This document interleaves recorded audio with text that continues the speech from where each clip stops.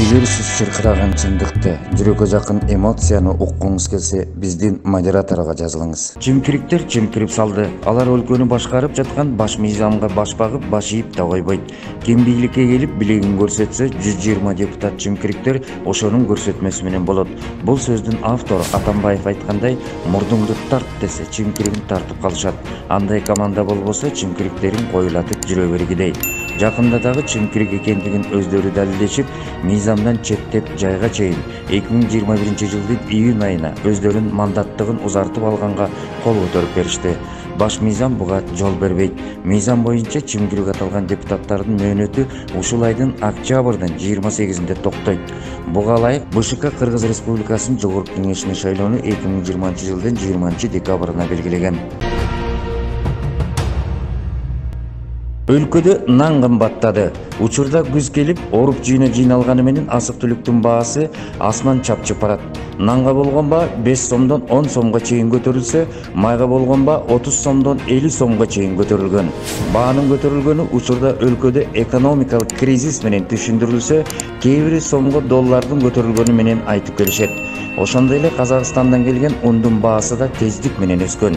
Элдин нааразычылыгы сатуучулар өз каалагандай бааны кошуп, Кыргызстанда антимонополия көзөмөлдөө кызматы иштебей жатканын кулак кагыш кылышат. Ал эми жогорку жактагылар кардаллары менен эмес, кадр алмаш менен алек болуп жатса, качан атка минерлер эл, экономика менен иш алып барышат. Бул жалпы калктын суроосун жаратты. Владимир Путин Кыргыз элине кайгырды. Башынан башчылардын кесепетинен 3 революцияны башынан өткөргөн Кыргыз элинин бүгүнкү кырдаалга көңүл бөлүп, көңүлү түшкөнүн айтып чыкты. Учурда Кыргызстан өлкөсү Орто Азия өлкөлөрүнүн арасынан эң жакыр өлкө экени таанылды. Орусия президенти Владимир Путиндин билдирүүсүндө Россия өлкөсү Кыргызстан өлкөсүнүн бутуна туруп кетишине бир топ жардамдарды берген. Бирок бутуна тура албай чалынып жыгыла беришкен. Учурда Россия Кыргызстандын ички саясатына киришпей турганын билдирип, эртерээк мыйзам талаасына кирип, кырдаалдан бат чыгып кетүүсүн күтөт. Айта кетсек, азыркы тапта Россия каржылык карым-катнашын азырынча токтотуп турат. Ошондой эле аталган ири өлкөдө Кыргызстандан миллиондогон мигранттар иштеп, үй бүлөсүн багып келишет.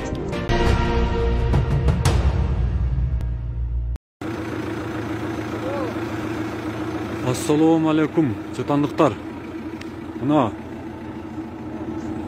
hiç belen tayini yok. Kıtaylar geliyor oluptur mıneke.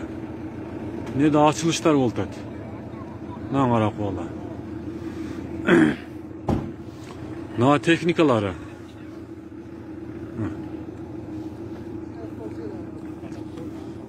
Bu elden hiç teken ruhsat albattır. Ne teknikalarını alıp tutat köprülerden. Hiç kim gönül burgan adam yok bir yerde.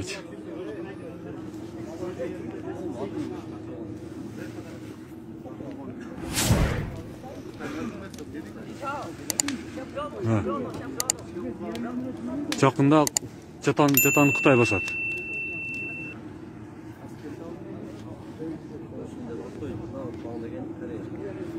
Онда не фирма екен.